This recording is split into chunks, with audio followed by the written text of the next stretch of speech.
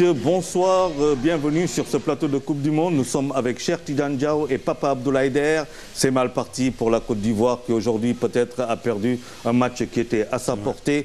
2-1 pour la Colombie. Alors, j'allais dire Abdoulaye Diaw, une pensée pour Abdoulaye Diaw qui bien entendu doit être à RFM en train sur ses envolées pour les auditeurs. Ouais. Mais justement, Cheikh Tidiane Diaw, cette Côte d'Ivoire qui laisse passer une occasion de gagner ce match. C'était un match pour marquer l'histoire, Charles Faye, puisque avec une victoire, et c'était bien possible aujourd'hui, la Côte d'Ivoire allait se qualifier pour la première fois de son histoire pour les huitièmes de finale d'une Coupe du Monde.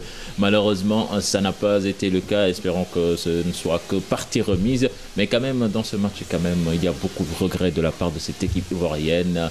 Devant, à part les accélérations de Gervinho, c'était un peu le néant, et en défense, c'était la catastrophe. Alors, Abdoulaye Der, comment cette équipe a pu se rater comme ça? Pour moi, principalement, sur deux erreurs de concentration, de communication.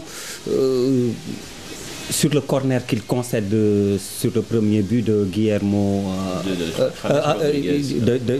Rodriguez. Mais ils sont deux. Il y a Bamba et Zokora. Ils s'arrangent pour sortir la balle en corner alors qu'il n'y avait même pas un pressing fort de la part de l'attaquant. Donc ils auraient pu communiquer et au pire des cas mettre la balle en touche. Ils concèdent le corner. Sur le corner, Zokora encore et Didier Drogba au marquage se trouve. Eh bien, c'est le but. Ça se paye cash. Série. Je ne sais même plus comment. Mais attends, comment est-ce qu'il peut perdre ce ballon à 30 mètres de ses buts en phase d'attaque? Mais est-ce qu'il n'y a pas des circonstances atténuantes pour ce joueur? Franchement, puisqu'on l'a vu tous en pleurs lors des hymnes et 2 heures avant le coup d'envoi de ce match, il venait de perdre son papa et il a joué ce match Sirigué. Là, on n'a pas compris, franchement, quand même. On peut louer, je ne sais pas, son patriotisme, le professionnalisme, tout ça, mais quand même perdre son papa et dans les minutes qui suivent, entrer sur une pelouse pour jouer un match de football. Bon. D'ailleurs, beaucoup qui l'ont vu pleurer n'ont pas compris alors que c'était ça. Lamouchi peut-être aussi, les changements apportés encore une fois en attaque. Je ne comprends pas pourquoi Kalou n'a pas débuté, mais bon. Oui, certainement, peut-être que di wax suñu téléspectateur yi rek mun ngeen woo xam naa temps bi dafa gàtt di expliquer que Siré Dia bi ñuy wax juste avant match bi di door dafa ñàkk papam xëy na loolu diis na si moom. Mais justement, Sabri Lamouchi qui va décider à le faire sortir, est-ce que c'est pas un monstre? Il fait jouer un joueur qui vient d'être endeuillé par la perte de son père, qui fait une faute, il le fait sortir. Est-ce qu'il ne liquide pas définitivement ce joueur? Il va falloir qu'il parle à Siré Dia pour lui faire comprendre peut-être que voilà, est-ce que là, Sabri Lamouchi n'a pas été un monstre, justement? Bon, peut-être le faire sortir...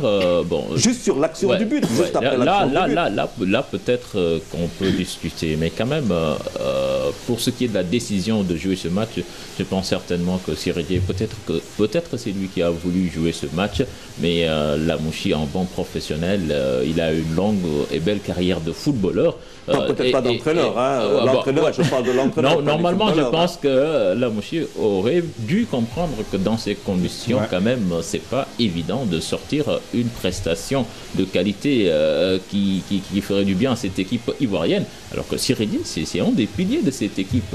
Certes, il est récent, mais quand même, son abattage est extrêmement bénéfique pour cette équipe de la Côte d'Ivoire. Et aujourd'hui, on voit nettement qu'il n'était pas dans son match. Mais justement, on a l'impression que les équipes africaines ne tirent pas des leçons des matchs précédents des Africains même.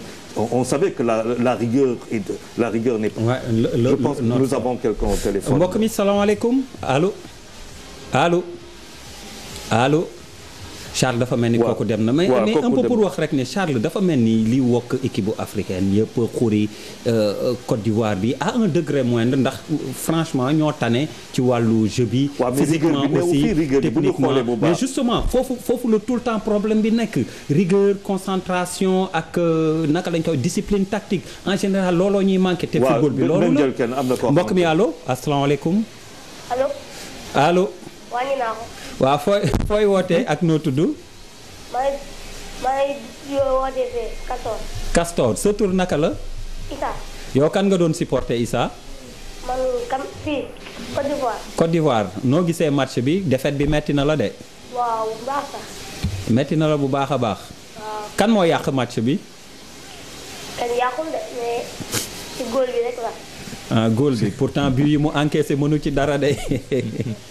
Issa ñi ngi lay gërëm di la jaajëfal muy un jeune auditeur bul fàtte bàyyi sa numéro ci régie bi ñàkkul ba yeneen cadeau yi ñuy maye nga mën ci am ñi ngi lay gërëm Issa Castor. voilà pour ne la rek ballon bi joxe nga ko ba pare. am na Mamadou Dia bu Thiaroye moo ko moom samedi incha allah sur le plateau en direct lañ ko koy remettre. incha allah kon am na ay mayo yoo xamante ni war na fi war nañ mayewaat yeneen. voilà justement alors il y a un geste inutile on a vu aussi des gestes inutiles comment Wilfried am benn occasion bëgg a def loo xamante ne moom du dugg. il y a 99 chances sur 100. le geste juste au moment qu'il faut Charles mooy li ñu wax yooyu ñu manqué. si le réussit on crie tous au génie mais quand même. mais efficacité je pense que là il fallait gérer, marquer le but, être efficace. Je pense que jouer la simplicité c'est ce qu'il fallait faire.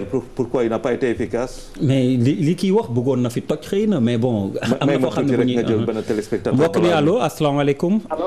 allo. Ousmane Diallo si Cap Liberté 2. Liberté 2 Ousmane Diallo bismillah ci waxtaan bi. dama bëgg a wax tuuti rek si football bi bariwul. sama crédit bariwul mais. allo ñu ngi lay déglu yow la ñuy déglu Ousmane Diallo allo. rëcc na. waaw rëcc nañu alors am na benn match boo xamante ni ñu avancé parce que dans quelques minutes ça sera Uruguay qui va jouer contre l'Angleterre. et Cheikh Tidiane Diaw qui n'est pas content parce que Hudson ne change rien dans son système encore moins des joueurs. alors Uruguay Angleterre surtout que quand même on a vu une meilleure équipe anglaise en deuxième mi-temps face à l'Italie et les remplaçants y étaient pour quelque chose et ces remplaçants seront encore remplaçants aujourd'hui. juste avant nga baal ma rek avant. ayca bismillah allo. waaw salaamaaleykum. waaleykum salaam rahmatullah. tur bi ak fooy wootee sëñ bi. 18 Fleuris lay wootee Dakar. tur bi naka la. Dame Diop. Dame Diop bismillah ci waxtaan bi ayca.